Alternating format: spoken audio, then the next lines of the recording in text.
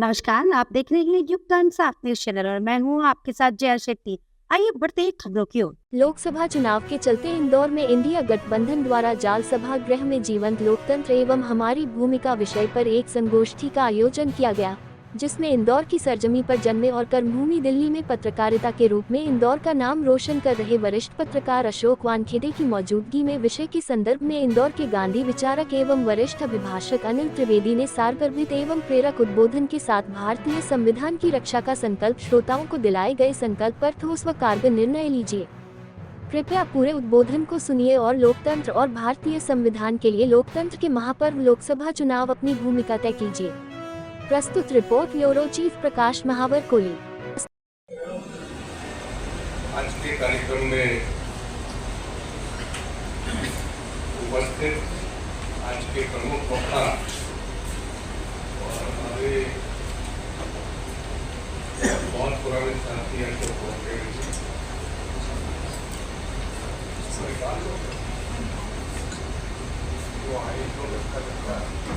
हमारे साथी प्रवीण खानवाल जी, बहन पंचकोल जी, कार्यक्रम में उपस्थित शोभा ओझा जी। सवालों को हल करने में हम सब लोगों को अपनी जिंदगी खपानी है। इस मनस्थिति के साथ आपने सुनना चाहिए और मैं बोलने की कोशिश करूंगा। देखिए, सामान्य धारणा लोकतंत्र को लेकर केवल ये होती है कि सरकार वोट से चुनी जाएगी, और भारत का लोकतंत्र इस मायने में अलग है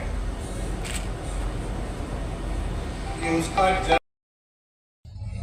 और ये बहुजन हिताय और बहुजन सुखाय शब्द ही जो है वो वेलफेयर स्टेट या कल्याणकारी राज्य की आत्मा होती है।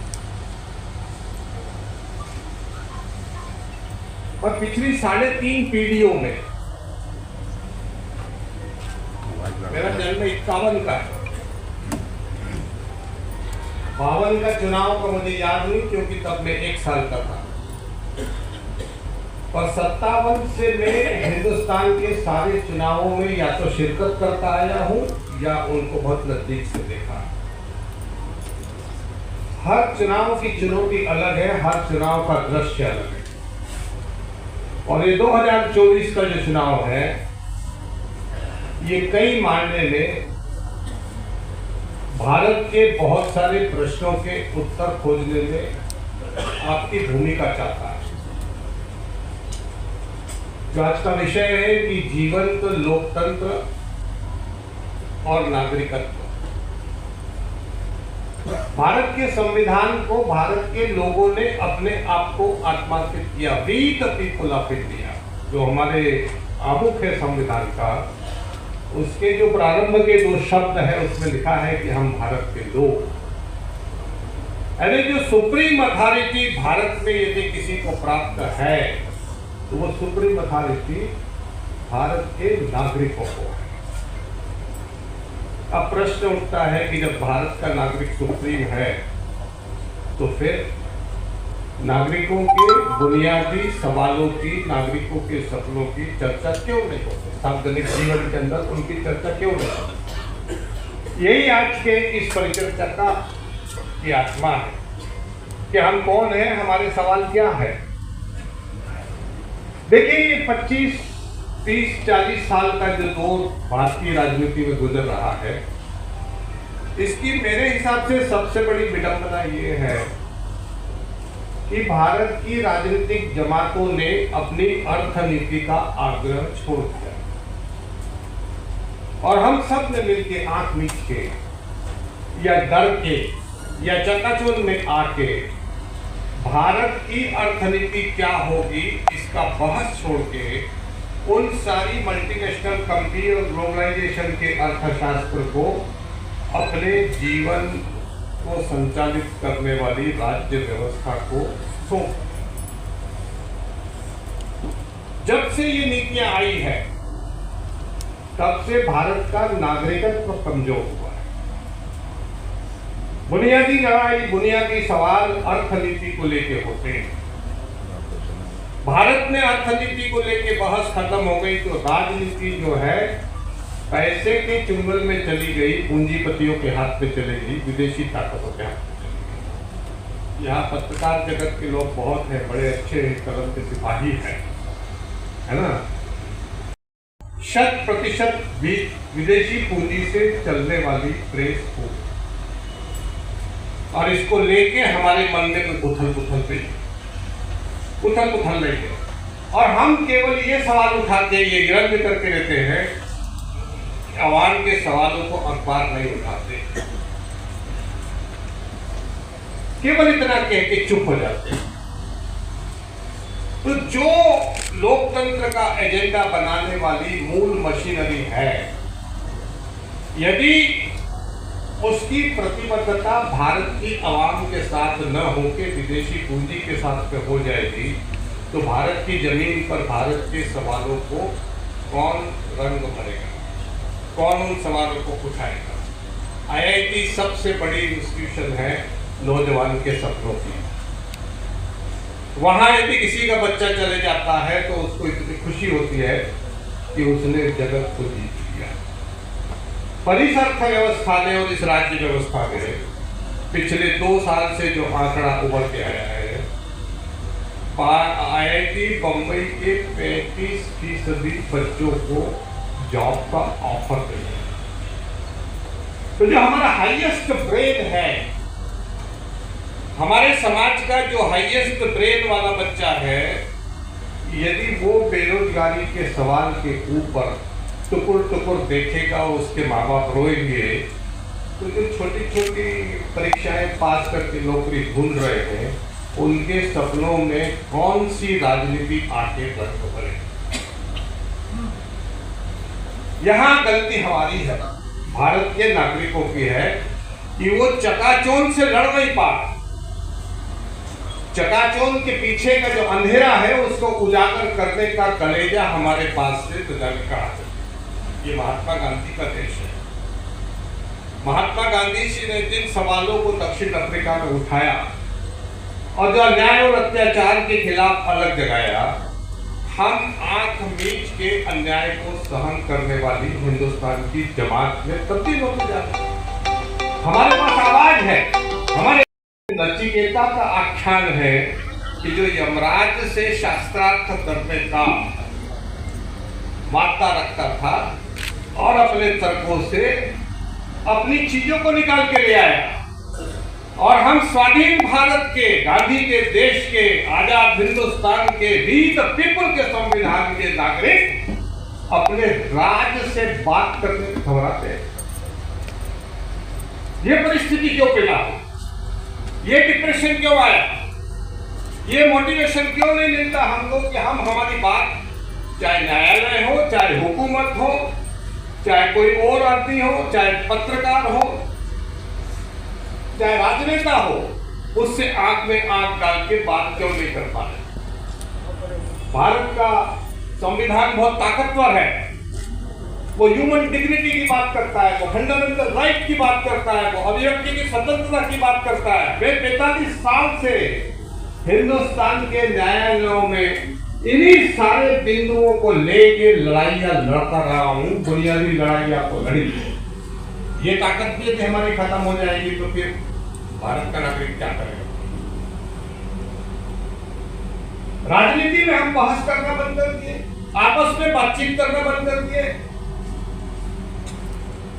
हम देश के लोकतंत्र की तो चिंता कर रहे हैं, पर अपनी अपनी पार्टियों के अंदर लोकतंत्र नहीं है तो उसको आंख मीच के कबूल कर लेते हैं। हमारी हिम्मत नहीं होती कि हम हमारे हाईकमान से आंख में आंख डाल के बात करें कि आपका फैसला गलत है, लोकतांत्रिक नहीं। ये कहने की जो हिम्मत पैदा होती है तो फिर स्वाधीन देश का नागरिक जीवंत लोकतंत्र को जन्म देता है।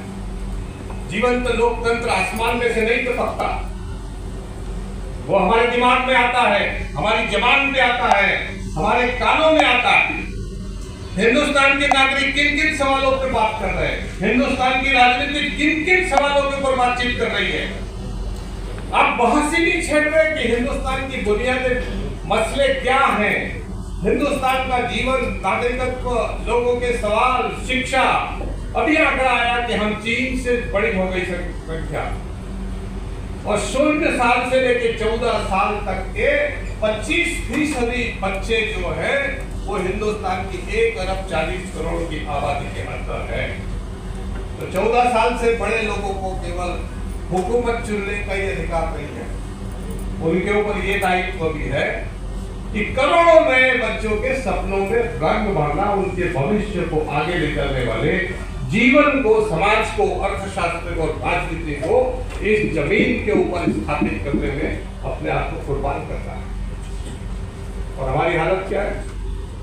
हर सवाल पे हम टुकुर टुकुर देखते हैं। एक छोटा सा स्कूल वाला भी बोलता है कि 25,000 रुपया महीना फीस लगेगी, तो हम सिर झुका के चले जाते हैं।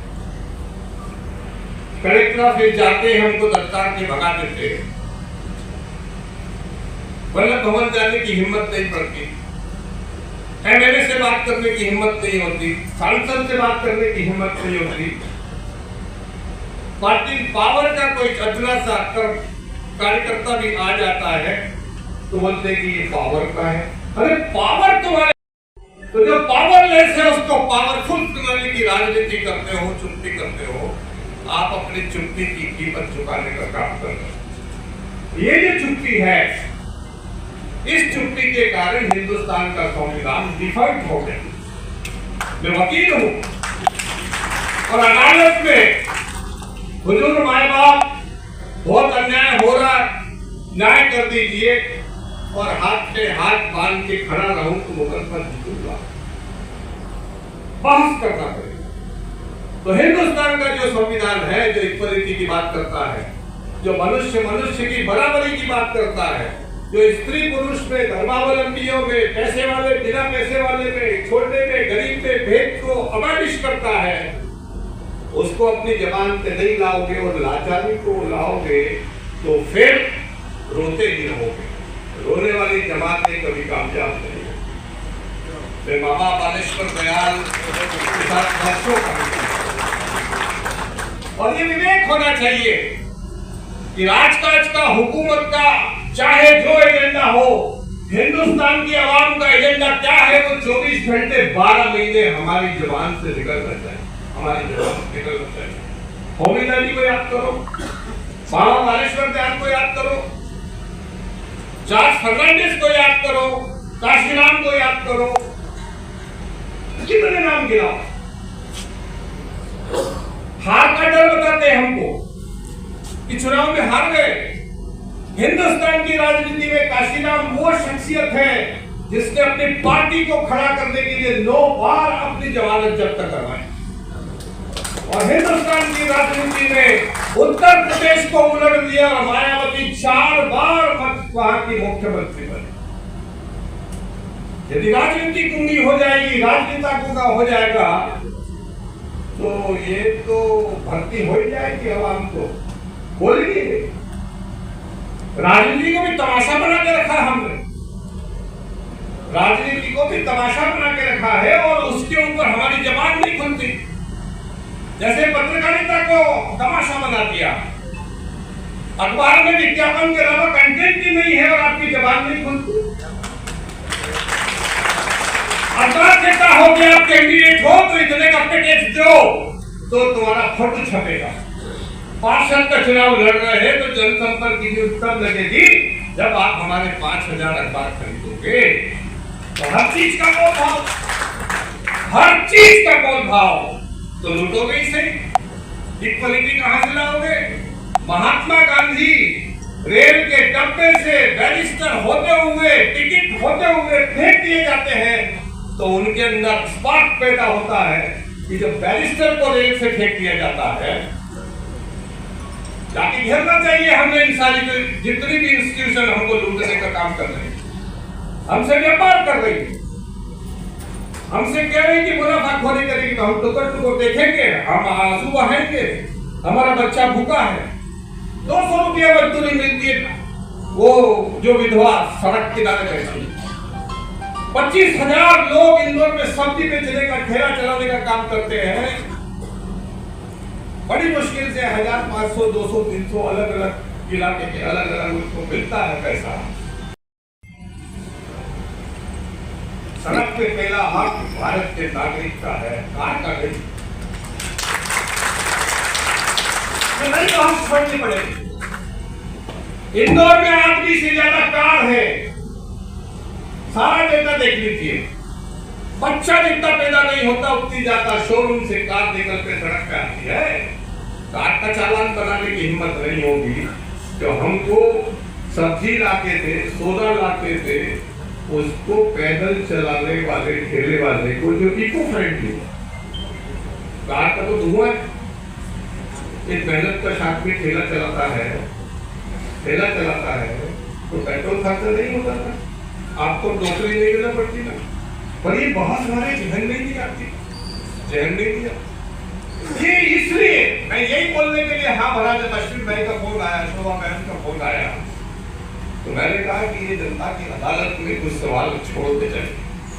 बहुत भाषण दिए मैंने, सन 60 से बोल रहा हूँ, सन 60 से लिख रहा हूँ। 2-2 लाख आदिवासियों की सभा को भी उनके सवालों से संबोधित किया।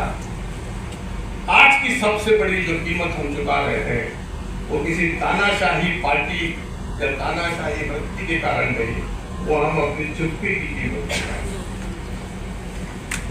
हम चुप्पी की कीमत हिंदुस्तान की किसी न किसी कोने के अंदर हमारे वोट से निकलते हैं, हमारे वोट से। यही हमारे संविधान की खूबी है ना। हम तो अशोक भाई को सुन जाए हमारे बचपन के मित्र, शुरुआत से तो हम ज्यादा नहीं बोलेंगे। हुकूमत के जेहन में, हमारे समाज के जेहन के अंदर इतने भेद पड़े हुए हैं कि जो ब्लाइंड लोग हैं 1984 के अंदर उनको डिसेबल्ड एक्ट में बराबरी का आरक्षण दिया, पर हमारी हुकूमतें और हमारा समाज जो दूसरी कैटेगरी के डिसेबल है उन्हीं से सारी इंटरव्यू में मुझे इसके लिए बुला रहे हैं कि मैं ब्लाइंड हूं। तो ब्लाइंड तो पीएससी है कि उसने फॉर्म भरा, उसने परीक्षा दी, वो पास हुआ, पर आप उसको इंटरव्यू के लिए नहीं बुला रहे। और उसका मुकदमा लेके मैं हाईकोर्ट पे गया। एक दिन जब जस्टिस माहेश्वरी के सामने वो मुकदमा आया तो इतनी मोटी फाइल थी, वो पूछते कि अनिल भाई इसमें क्या है। मैंने कहा खोलोगे तो पता लगेगा क्या है। आप खोलोगे तो मैं बोलूंगा और उठा के फेंक दोगे तो मैं क्या करूंगा। तो बोले अच्छा चलो सुनते हैं। तो जो सुनना चालू किया तो 2 और उन्होंने बोर्ड से कहा चलो चलो चाय पीते। ऐसा कभी होता नहीं पर ऐसा उस दिन हुआ। वो मेरी जिंदगी का सबसे स्वर्णिम दिन है। उस मुकदमे के कारण 2,500 ब्लाइंड लोगों को मध्य प्रदेश सरकार के 1.5 लाख से पैदा हुई थी। तो ये संविधान, ये जबान, ये दिमाग इतना महत्वपूर्ण है, इसको सोचिए। क्यों चाहे जिसको जय जयकार करते हो, अरे जय जयकार करनी तो संविधान की करिए, जय जयकार करनी है तो अपने ईमान की करिए, जय जयकार करनी है तो अपनी तेजस्विता को करिए। स्वाधीन भारत में गुलामी की जय जयकार क्यों करते हो? इसी सवाल के साथ मैं इसकी बात समाप्त करता हूँ। आपने मुझे बुलाया, बोलने का मौका दिया, मैं आपका आभारी हूँ। अभी हमको बड़ा रोमांचक भाषण अशोक भाई का सुनने को मिलेगा। ये थी आज की खबरें। ताजा खबरों के लिए हमारे साथ बने रहें।